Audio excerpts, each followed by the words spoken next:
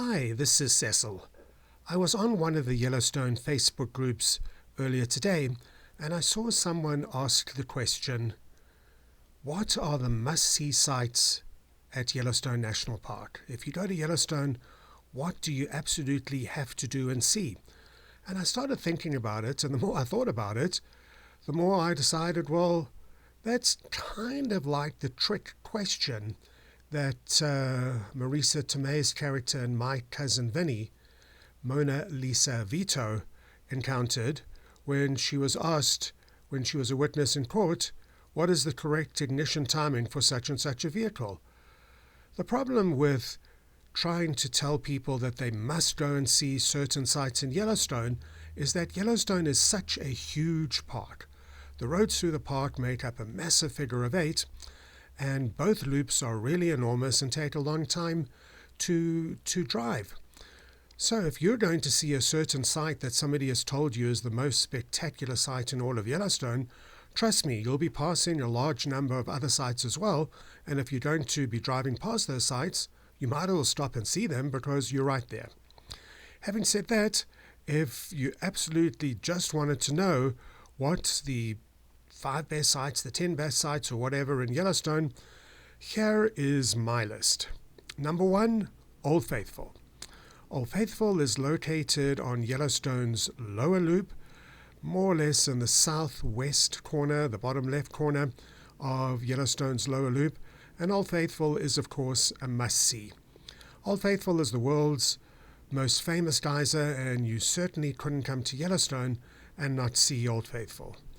Number 2, in my book, is one that you might not be expecting, because it's one that isn't a thermal feature as such. And when I say thermal feature, I mean a geyser, a hot spring, a mud pot, or a fumarole, and that is Grand Canyon of the Yellowstone.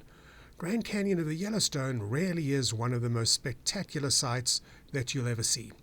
There's 2 rims at Grand Canyon of the Yellowstone, the South Rim and the North Rim. Drive along the South Rim until you get to the very end, and that's Artist's Point. And Artist's Point, for my money, is the most spectacular overlook anywhere at Grand Canyon of the Yellowstone, and trust me, there's some really stunning vistas. I would then go around to the North Rim Drive, and there's a number of viewpoints there as well, but the 2 that I would absolutely do would be Lookout Point and Grand View Point.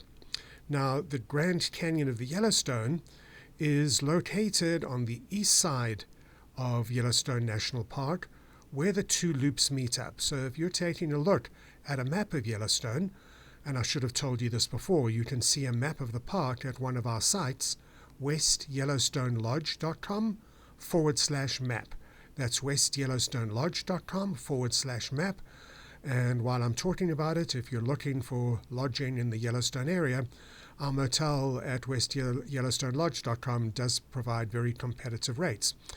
Anyway, when you're looking at that map, you'll see there's a road that splits up the 2 massive loops that make up the Grand Loop Road in Yellowstone. If you go all the way to the right or the east, that is where Grand Canyon of the Yellowstone is.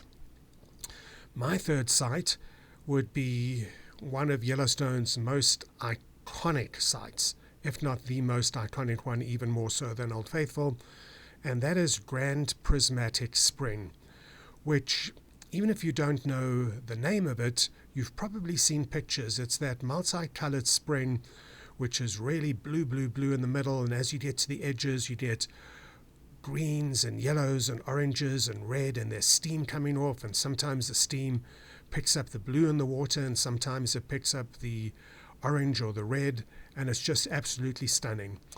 The Grand Prismatic Spring is located in Yellowstone's Midway Geyser Basin.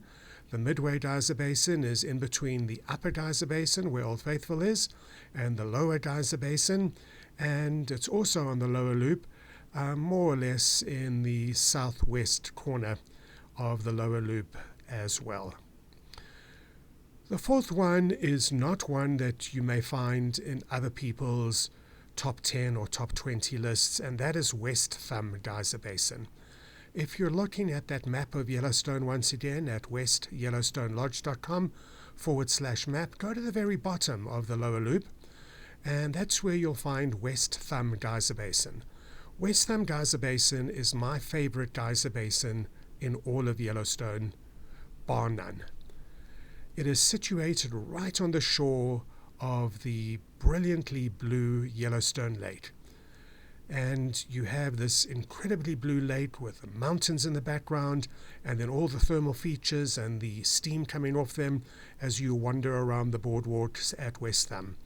So that would be my number 4. Number 5, go to the northeast corner of the park, where you see the Lamar River, where the Lamar River is close to the road that runs in between Tower Junction and the northeast entrance. That's the Lamar Valley. And I've mentioned in other podcasts that if you're looking for wolves, one of the best places in the entire world, never mind just America or Yellowstone, to locate wolves is in the Lamar Valley. It also has a lot of other wildlife, and the Lamar Valley, together with another valley, which I will talk about a little later, are the 2 prime locations in Yellowstone to look for wildlife, but the Lamar Valley is right at the top of the list. The next one is Morning Glory Pool. Now, Morning Glory Pool brings me back to that whole trick question issue that I mentioned right at the start of this podcast. Morning Glory Pool is located right at the very north of the Upper Geyser Basin. Now, the Upper Geyser Basin is where Old Faithful is. So Old Faithful is in the southern portion of the Upper Geyser Basin. You'd start on the boardwalk there, and you'd walk to the north until you get to Morning Glory. While you're walking to Morning Glory, my goodness, you pass so many other great geysers and pools. You pass Castle Geyser, you pass Grotto Geyser, you're not too far from Giant Geyser, you go past the turnoff to Daisy Geyser, you go past the turnoff to Riverside Geyser, all of which are really close by, just to mention a few. So while you're taking the stroll to Morning Glory, you might as well check those out as well. Morning Glory Pool, unfortunately, is so beautiful because it is dying. And I'm not going to go into what's behind that in this podcast. You can learn about it in other of our podcasts. You can also see it at our site, virtualyellowstonetours.com, where we've got virtual Yellowstone tours in video format of basically all of Yellowstone.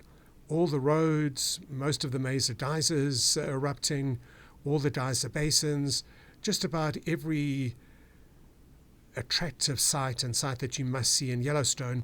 If you click on any of the links at virtualyellowstonetours.com, it'll take you to a video, so you can look for the video that is of the section of boardwalk between Old Faithful and Morning Glory, and then you can actually see for yourself what I'm talking about. The next one for me would probably be at Norris Geyser Basin, and if you refer back to the map at westyellowstonelodge.com/map, look once again at the road that separates the 2 gigantic loops. On the right or east side, we know that we've got Grand Canyon of the Yellowstone. On the left-hand side is Norris Geyser Basin. Norris consists of 2 geyser basins. One of them is Back Basin, one of them is Porcelain Basin. They're both well worth a visit, but on my list, there's a portion of Porcelain Basin called Porcelain Springs.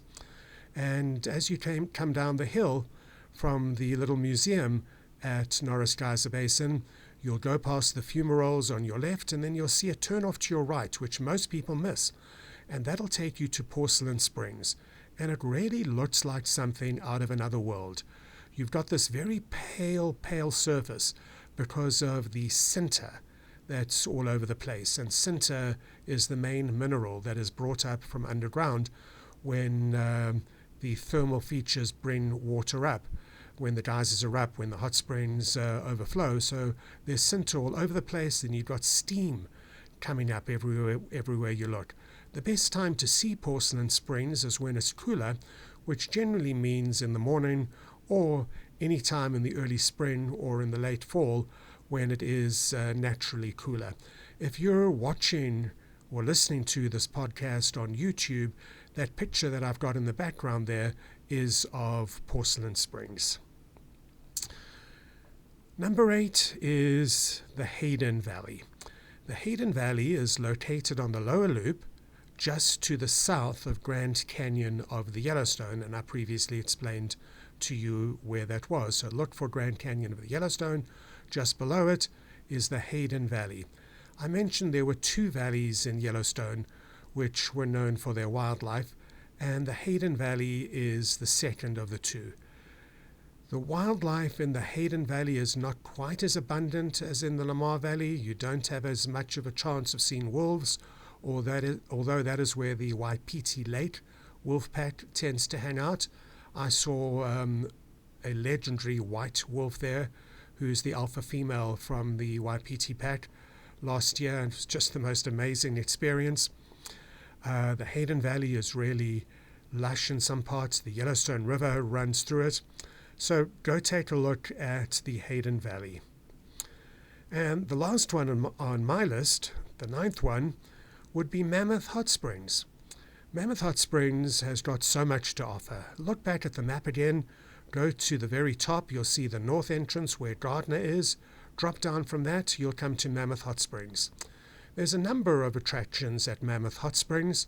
And I don't like to use the word attractions really, because it's like you're at an amusement park or a fun fair. But there certainly are a number of areas at Mammoth Hot Springs which you really do want to see. You've got the so-called terraces, the upper terrace and the lower terrace, where travertine is being brought up from underground at an incredible rate, creating terraces that are forever moving. It's the most dynamic part of Yellowstone. Then, in addition, at Mammoth Hot Springs, you've also got the historic Fort Yellowstone, which is well worth a visit, and I have yet to go to Mammoth Hot Springs and not see an elk herd that hangs out there. And it is really an amazing contrast between these wild animals and the buildings that are all over the place. Guys, those would be my sites, locations, attractions, if you want, that you absolutely have to see at Yellowstone National Park. Remember that you can see videos of all of them at virtualyellowstonetours.com. You can also go and find our YouTube channel. Go to YouTube, search for Yellowstone Tour. Do not put a space in between Yellowstone and Tour. YouTube will then ask you, did you mean Yellowstone Space Tour? Say no. Just go for Yellowstone Tour with no space. Yellowstone Tours, with no space in between. That'll bring up our channel. You can see all of these sites, all of these routes that I've mentioned in our YouTube channel. If you'd like an actual guided tour, please go to our site, yellowstonetours.net. That's yellowstonetours.net. We offer tours from every major western city, as well as from West Yellowstone, Jackson, and various other regional cities.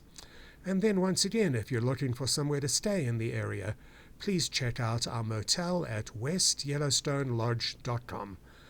Thank you for joining me on this podcast. I hope you make it to Yellowstone someday.